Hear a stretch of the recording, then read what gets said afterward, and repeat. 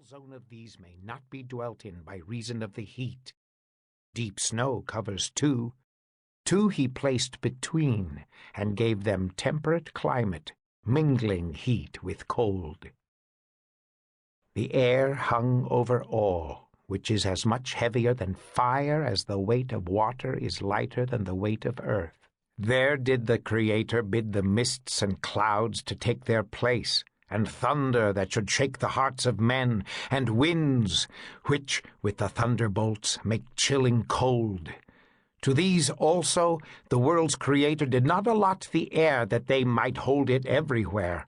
Even as it is, they can scarce be prevented, though they control their blasts, each in his separate tract, from tearing the world to pieces.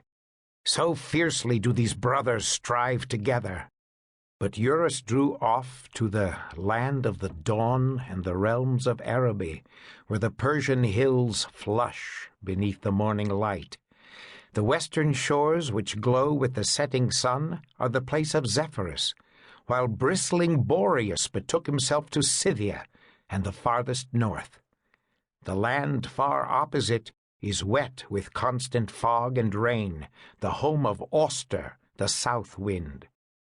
Above these all he placed the liquid, weightless ether, which has no trace of earthly dregs. Scarce had he thus parted off all things within their determined bounds, when the stars, which had long been lying hid, crushed down beneath the darkness, began to gleam throughout the sky. And, that no region might be without its own forms of animate life, the stars and divine forms occupied the floor of heaven, the sea fell to the shining fishes for their home, earth received the beasts, and the mobile air the birds. A living creature of finer stuff than these, more capable of lofty thought, one who could have dominion over all the rest, was lacking yet. Then man was born. Whether the God who made all else, designing a more perfect world, made man of his own divine substance, or whether the new earth, but lately drawn away from heavenly ether, retained still some elements of its kindred sky, that earth which the son of Iapetus mixed with fresh running water and molded into the form of the all-controlling gods. And though all other animals are prone and fix their gaze upon the earth, he gave to man an uplifted face and bade him stand erect and turn his eyes to heaven. So, then, the earth, which had but lately been a rough and formless thing, was changed and clothed itself with forms of men, before unknown.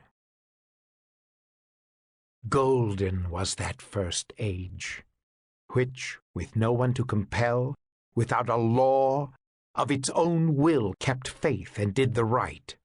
There was no fear of punishment, no threatening words were to be read on brazen tablets, no suppliant throng gazed fearfully upon its judge's face, but without judges lived secure. Nor yet had the pine tree, felled on its native mountain, descended from there into the watery plain to visit other lands. Men knew no shores except their own. Not yet were cities begirt with steep moats. There were no trumpets of straight, no horns of curving brass, no swords or helmets. There was no need at all of armed men, for nations, secure from war's alarms, passed the years in gentle ease. The earth herself, without compulsion, untouched by hoe or plowshare, of herself gave all things needful.